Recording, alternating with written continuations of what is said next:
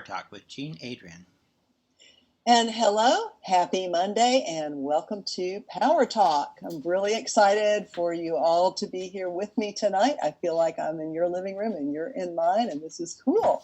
And I've got a great show on tap for tonight because we're at a place where we're changing seasons. You know, we're winding up fall now, and we're getting ready to ramp up to the solstice and move into winter.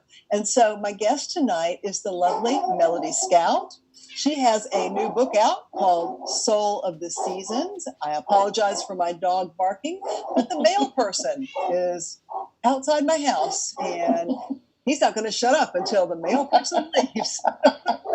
Anyway, Soul of the Seasons is just an amazing book that has really helped me a lot to get tuned in and make sure that I was doing a better job of living in alignment with the energies of the earth. So Melody is, she's a 27-year practitioner and student of healing arts. She enjoys her work as an author, a teacher, a speaker, a plant medicine healer, landscape designer, and consultant. And she has taken everything that she's learned in all these other areas of her life and wrapped them up into this incredible book about the seasons, the 5 elements, and how that works in our life. So welcome, Melody. Thank you. Thank you for having me, Adrienne. It is my pleasure. And for those of you who do not know, Melody is a local author here in Tallahassee, Florida. So I'm not the only one. Yeah. Not like I thought I was. But anyway, so we're coming to the end of one of these seasons that you write about in your book. So we're at the end of fall. And so this was a time of letting go. And boy, for those of us who worked on this process of letting go, it's been very, very profitable. For the people who weren't working on it, they got it ripped out by the roots of their hair. But are there any other things that we might want to be able to take care of? Because we just got a few days left in the fall season. So do you have any suggestions for navigating the core emotion of fall and cleaning that up before we move into winter? I sure do.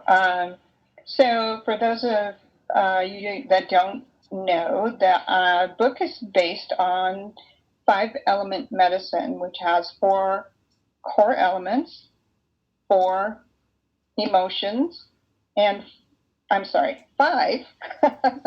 elements, 5 each, and 5 seasons of the year.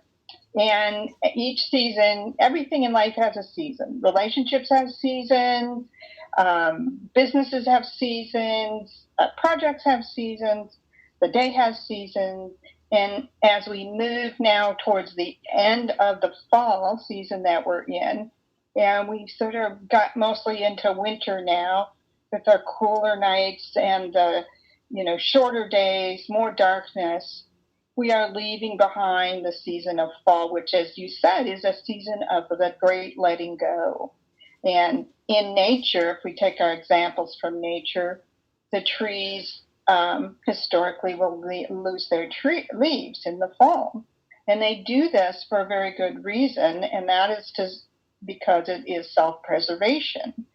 If they would keep those leaves through the cold winter months, it would be too much of the stress on their body. And so they bring a lot of their life force down into the earth, back into the earth, to sustain themselves through the cold months. And so likewise, this season of loss and letting go, and it makes sense then the core emotion for fall is grief, because grief is the loss of something we have valued, whether it's a person, a job, experience. It's the letting go of those things that we value. Metal is the fundamental element, and metal represents the brutal precision, preciousness of those things that we must cut and let go of in our lives. So I've noticed, since working with this program now for almost 9 years, that I naturally deal with those things in conjunction with what's going on in the natural world. So as you said, during the month of fall, the lessons about letting go loom large. It's really in living technicolor, as they used to say. So as we have appreciated those things and value them, in order to grieve fully, we must fully value those things that we have lost and embrace that. And grief is, it is one of the most difficult emotions to transition through because of that loss. It goes deep. It has its way with us. We kind of just have to surrender to it and allow ourselves to submit to the loss and the letting go. As we move into winter, which is a season of rest, death, which is a natural result of letting go, and also the great mystery, the darkness, and the womb of consciousness, and where the rebirth also happens. So when we learn to submit to letting go, that process of letting go, and we come to the point where we see what is most valuable to us and let go of the rest. Because during the season of winter, as I said, just as the trees cannot hang on to all of their leaves, we too must decide what are we going to keep as we move on through into this season of death and rest and letting go. This is not anything that is brand new. This has been happening since time immemorial. The problem was we didn't understand because nobody had, I think, really taken the time to study what was happening in nature. Well, and maybe did. I think a lot of people did. Certainly the nature religions had done that over the years.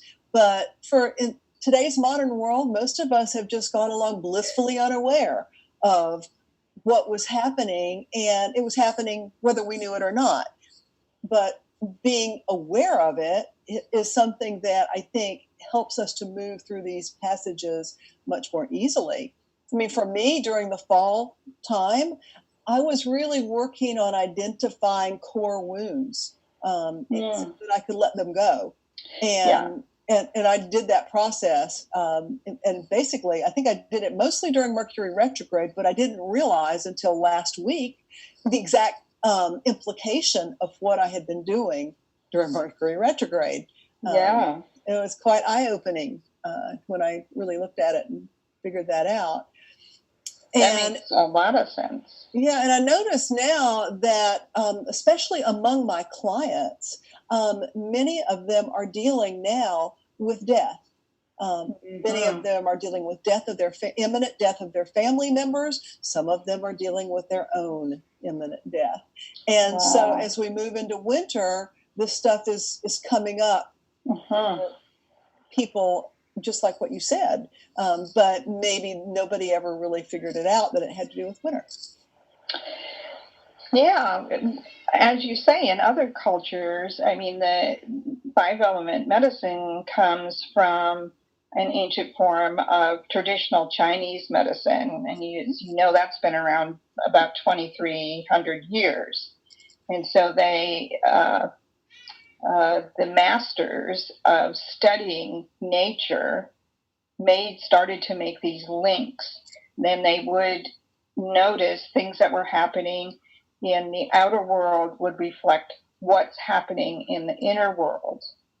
And one of the qualities of the natural world is to adapt and shift and change and grow in an ever ongoing process. In our culture, we kind of suck at that. We hang on to the things we deem are good, and we avoid or push away or deny the things we consider bad or negative. I mean, this is one of the greatest blessings for me in learning about this medicine was something in me knew that all our emotions, we were created with all of them for a reason. And they are not positive and negative emotions. All emotions have a spectrum of expression, but the positive and negative comes from how you choose to respond or act when you feel those emotions. Yeah. So that you were looking at, and Mercury, this particular Mercury retrograde was very intense and brought up a lot of there was no avoiding it. It was in your face, yes, without a doubt. So grief, and then as we move into winter, the core emotion is fear. Another emotion that gets kind of a bad rap. But actually, we couldn't survive without fear. Fear keeps us alert to danger. It lets us know. It's our risk assessment department. It lets us know when we're off track and how to adjust course. And it's the time where we can check into our inner wisdom and what we have learned or what we can learn to support and protect ourselves moving forward. Yeah, and I think, it's because it's cold outside and it's usually messy, and, we tend to stay inside by hearth and home. It's a really good time to do that inner exploration, to go inside physically of our bodies, and look at the stuck emotions, the thoughts that we've been holding on to, and just try to allow our bodies, which are nature spirits, to help us to figure this out. Absolutely. And we're kind of terrible at resting in our culture. It's like a bad word, and we have this badge of honor. I only got by with 4 hours of sleep last night, or I worked 25 hours of overtime or whatever it is. Mm-hmm. But we need that regenerative time to not only rest our minds and our body, but that there's so much that goes on during the dream time that helps us move through and complete things that cannot be done in our waking life. Especially if you live in my room, inside my head, in my bed. I have some humdingers. Yeah. Yeah. So what are some things that the audience might benefit from, that you could share that would be good exercises for them to look at? And we're talking about resting, so exercise is probably not the right word to use for that. But that might be tools for the listeners during the season of winter. Well, one thing is the element of winter is water. And being around or in or near water really connects us with that deep inner wisdom. It is a great way to connect with our emotions and to get emotions moving. I had a plant spirit medicine teacher that would, when things felt stuck or bottled up, she would say, you need to go down by the creek and sit there for a while. You don't have to do anything. Just be there next to the moving water. And it worked every time. It helps that movement. Water teaches us about fluidity and not becoming too rigid and being okay with not knowing. And so practicing those things, restful moments, how can we not only just physically rest our minds, doing media fasts or media cleanse is great ways to connect is that deep stillness, because, this is where the, still small voice happens in this season. Yeah. And we can't hear it if we're always going. We've got our, devices going at all times. We're always engaging with conversations and people. And this is about the season to learn about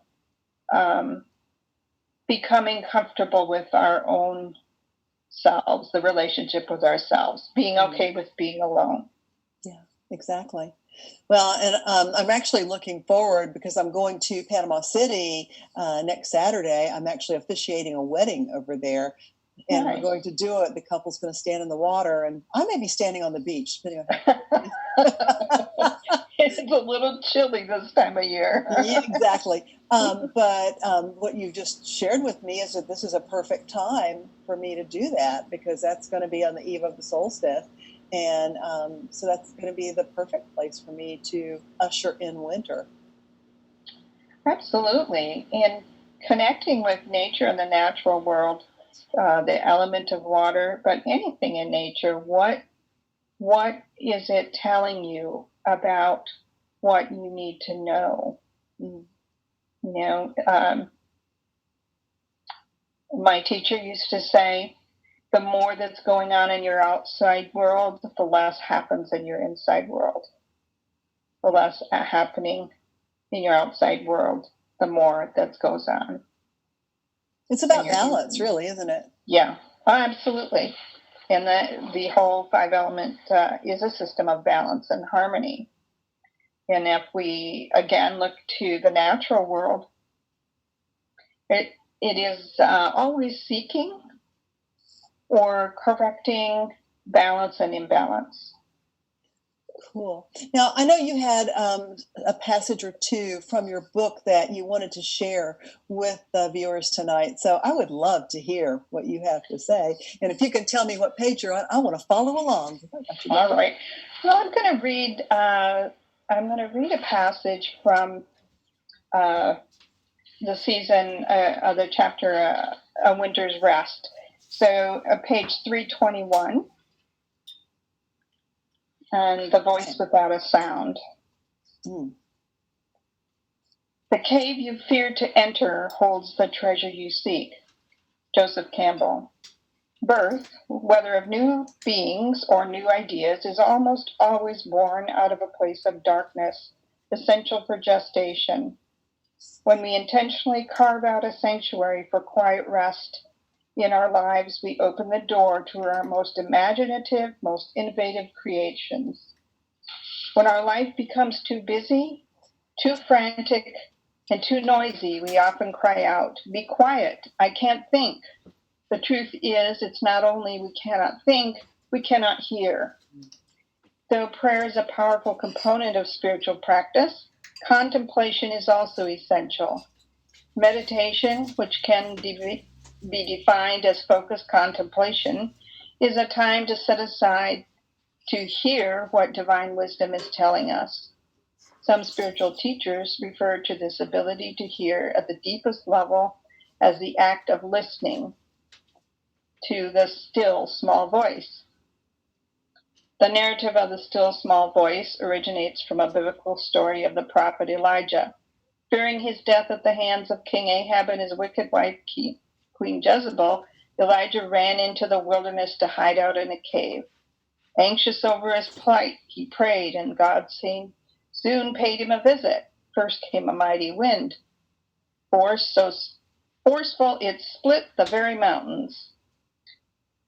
But God, excuse me, but God was not speaking to Elijah in the wind. After the wind came an earthquake, so violent it threw the terrified prophet to the ground. But God was not in the earthquake either. Then came a raging fire, but God's message for Elijah was not contained within the fire. Finally, after the tempest of the natural world died down and all became quiet, Elijah heard a still small voice, or as one rabbinical scholar calls it, the voice of fragile silence. This voice, without a sound, was the voice of the Creator speaking directly into Elijah's heart and mind. Sacred silence is fragile, precious, and easily broken. Like the delicate beginnings of a plant sprout, the quiet delivery of wisdom cannot be forced in any way. The divine voice of fragile silence must be allowed to come forth of its own accord in order to reveal its true nature to us. That's beautiful. And I love how in this particular Bible story, you actually bring in all the elements. Mm-hmm. So it just shows that even, 2,000, 3,000 years ago, in Eastern terms, people were looking at the power of the elements to shape their lives, and then had to go find that still small voice to be able to hear it. Absolutely. So what's next for Melody? Well, you've just had a big move, so I've had a lot of big things. The book is not even out 6 months yet, so I went on a short book tour, and I'm after the move. Once I get integrated here in Tallahassee, I've got workshops that I'm creating right now, both online workshops, and I'll be holding some locally. Mm-hmm. So I'm very excited about that. They'll be based on the 5 elements. I've got one specifically designed for writers. It's the 5 seasons of the writing process, which I'm really excited about. And also, I teach about plant medicine. So I take people on plant walks, and I encourage people to engage directly with the natural world so they can begin to have that relationship where they see themselves not as separate from Mother Earth and just part of who we are, because we are literally made up of the molecules of the earth. Absolutely we are. We are. And so, Melody, what is your website so that people can find out more about you and what you're doing? My website is souloftheseasons.com, but it's got a dash between, so soul-of-the-seasons.com. Perfect. And your book's available on Amazon, Barnes & Noble, and local bookstores, right? It sure is. Locally, it's available at My Favorite Books. And the Marketplace, Anna McBride, down in Railroad Square, has it in her shop. They can, if you go to my website, there's a page called To Order. Even people, and there's a company that will ship internationally. Mm-hmm. And you can, if you want a signed copy, you can either go to one of the bookstores or you can contact me directly, and my name's available right there on the website as well. And I know that we've got a lot of people that are watching the show from Europe, and especially from Turkey. I noticed there was a lot of likes about the show today. So, guys, you can get this book shipped to you internationally, too. And so this is cool news, because it's only in English right now, though, right? That's correct. Okay. So this is perfect. Well, Melody, thank you so much for taking time out of your busy schedule to join us and to share and to read some of your beautiful book for us.